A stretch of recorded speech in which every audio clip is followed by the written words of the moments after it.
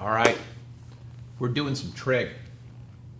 If you like trig, give me a yes.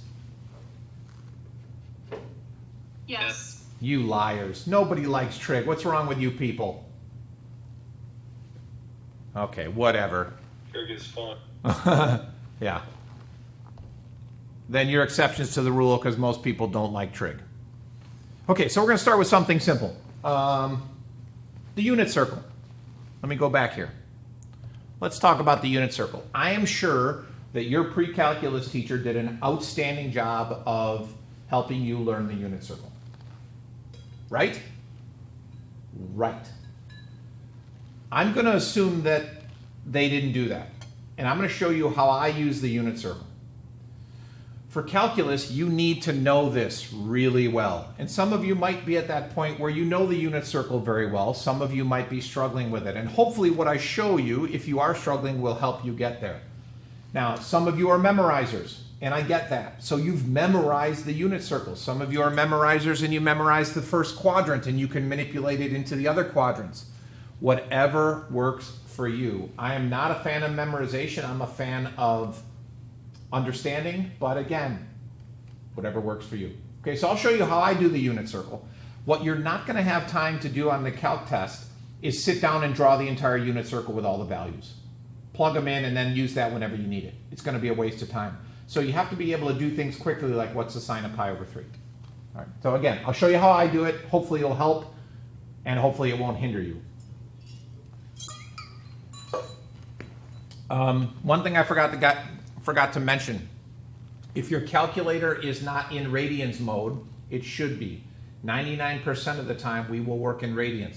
When you learn the unit circle, you may have learned 30, 45, 60, pi over 6, pi over 4. We're only radians. So you're only going to hear me talk about pi over 3, for instance, not the equivalent 60-degree angle. Okay, so I'm going to assume you know how to find things. Find things, by that I mean location. So if I say to you, where's 5 pi over 6, you should be able to tell me it's over here somewhere. Okay. If you struggle with that, one way you can do it is to count around the circle to fill it in. So for instance, the pi over 4s are easy. Pi over 4, 2 pi over 4, 3 pi over 4, 4 pi over 4, etc., etc., etc. And then doing pi over 6, you would get pi over 6, 2 pi over 6, also known as pi over 3, 3 pi over 6, etc., etc., all the way around the circle. Okay? But I'm just going to focus on the first quadrant. And in particular, we're going to look at pi over 3. Okay? So to work the unit circle, I think of 3 things to start. I think of the fact that sine relates to the y value, cosine relates to the x value, and tangent is y over x. I do not know why things keep disappearing off my board. Okay? Then I think of the 3 possible values, and those 3 possible values are the square root of 3 over 2, 1 over the square root of 2, and 1/2. I wish things would stop going away. Now, there's also 0 and 1 and the opposites, but I'm assuming you understand where the 0s and 1s are because it has a radius. This is the biggest value. This is the medium value. This is the small value. And in the method that I use, that becomes relevant. Okay? So, let's suppose we want to know what is the sine of pi over 3. First things first, I have to be able to find that sine of pi over 3. I have to be able to find pi over 3. I did that already.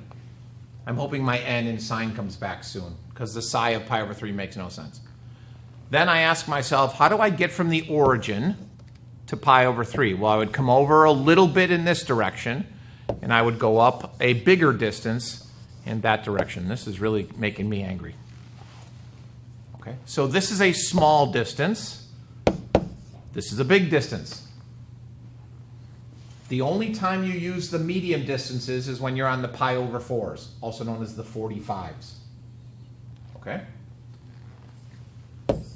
this is what becomes important. So if I want the sine of pi over 3, I want the y value associated with pi over 3. The y value is the bigger value, therefore it must be the square root of 3 over 2.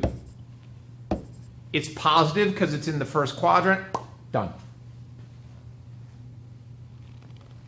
Okay? The rest of the unit circle applies the same way. If I want to get to here, whatever that value is, we'll talk about that in a second, I go in the big X direction, small Y direction. Big X direction, small Y direction. Okay. By the way, what is that location?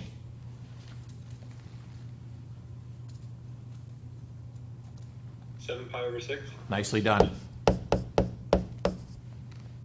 it's a little bit bigger than 6 pi over 6, which would be 7 pi over 6.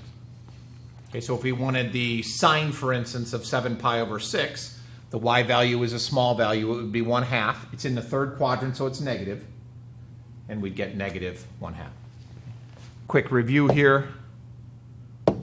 Quadrant 1 is positive, positive. X is positive, Y is positive. Quadrant 2, X is negative, Y is positive. Quadrant 3,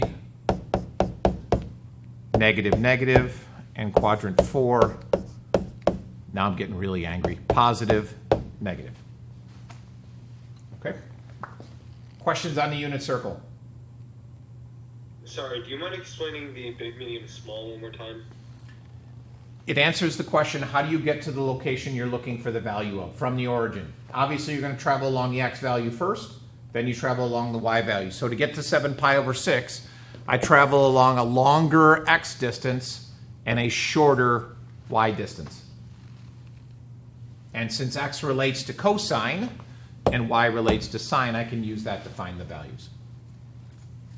And again, if this doesn't help you, then forget about it. If your teacher last year did something different that really sunk in with you, then I don't care what you use. A lot of the times I'm going to spend just giving you more tools for your arsenal. If the way your teacher taught it last year was confusing, maybe this helps. If neither one of them help, I can give you some different ideas. Or you can just go memorize. But again, I'm not a big fan of that. Okay? How are we doing? Can I move on? Yep. All right. I'm going to quit this and start over because crazy things are happening here.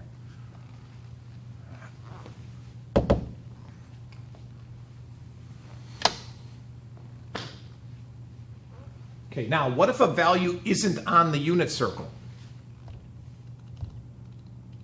Let's say, for instance, I have the sine of some angle theta is equal to 1/3. 1/3 is not one of the possible answers that I had on the unit circle, so this is not a unit circle problem, it's a right triangle problem. So I draw a right triangle, and depending on how you like to do this, some of you might draw it in the quadrant that it pertains to. I just draw a right triangle and I go from there. I put theta down here, and I've got 3 sides. Of those 3 sides, one of them will be a value of 1, one of them will be a value of 3, and one of them will be the unknown. Now the question is, A, B, and C, which is which? A is 1, B is 3, C is... Well, we'll find that. C is the unknown, correct?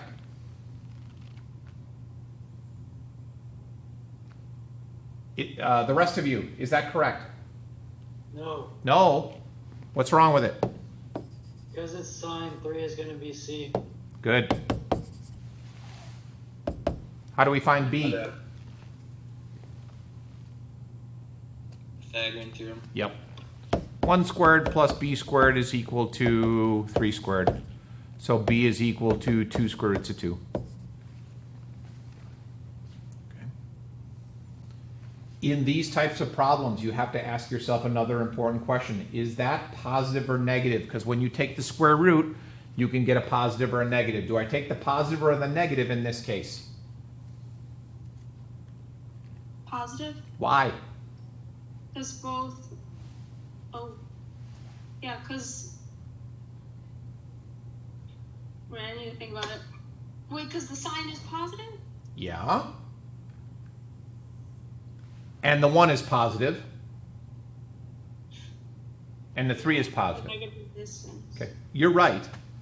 Remember, this distance, which in our triangle is the hypotenuse, also represents the radius of a circle. So therefore, that value is always positive.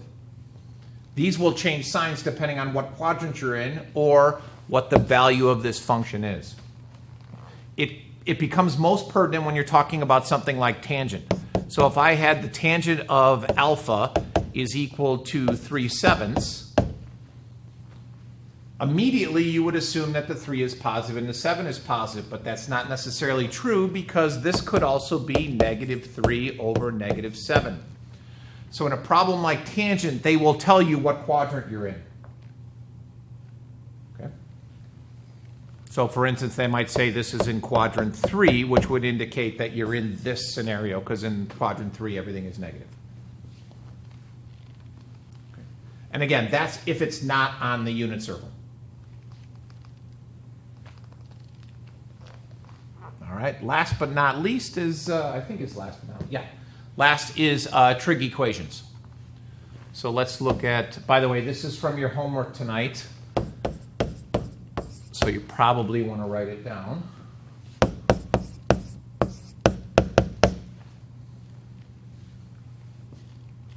How do I solve that?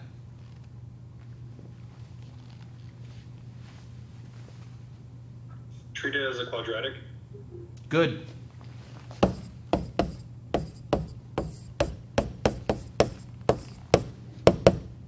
Whoops. -1.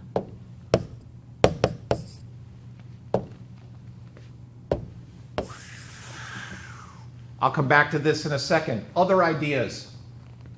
Other ways to solve that equation? Can you like do? Say again, I'm sorry? Can you like substitute? I mean, I guess it would be the same, but if you let cosine theta equal like u. Ooh. Oh, I like that. I mean, I guess it's kind of the same thing, but. Okay, it's different. Some people work that way, work better that way. If you're feeling all fancies in your pantsies, you could change the cosine squared into 1 minus sine squared if you remembered your trig identities. That goes down kind of a scary path. I don't know if I would do that, but it's, it's possible. What you can't do, and what people do all the time, I will do it in red since it's a bad thing to do, is something like this.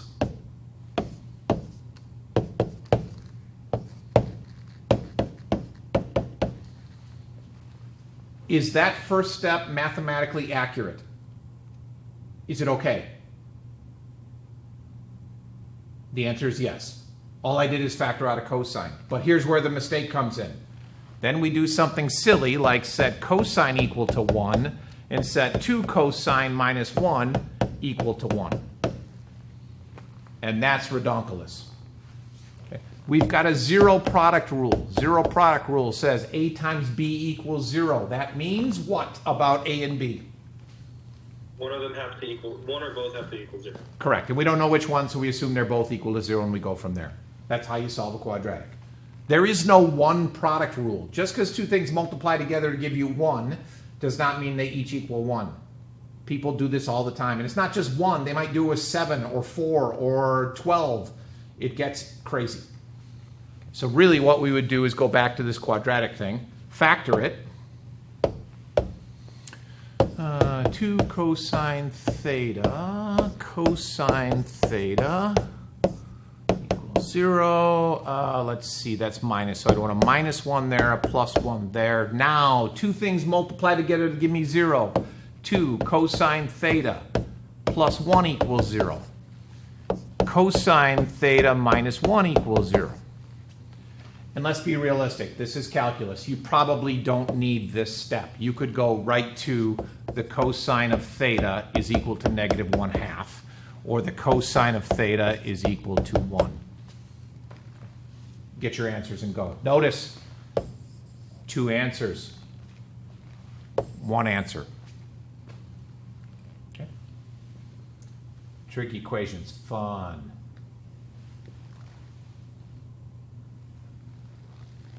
Questions on this or trig equations in general? You do not need to know at this point in time all those crazy trig identities that you did last year. Really, about the only one that comes up for us is the one that I talked about already. Sine squared theta plus cosine squared theta equals, help me out, 1. Right. Okay. Which also allows me to do the 2 other versions of this are cosine squared theta is equal to 1 minus sine squared theta, and sine squared theta is equal to 1 minus cosine squared theta. It's a nice way to turn squared sine and cosines into the other one. The co-function, if you want to use the proper terms. Okay. There were a whole bunch of others that you did last year. I'm assuming you did some double angle formulas. I'm assuming you did some half angle, and it's icky, and we don't really deal with it. And if we do, we'll cover it as we go along. Okay, how are we doing? Good? Excellent. All right, we're done with this. I got other things to do, but let me stop recording here.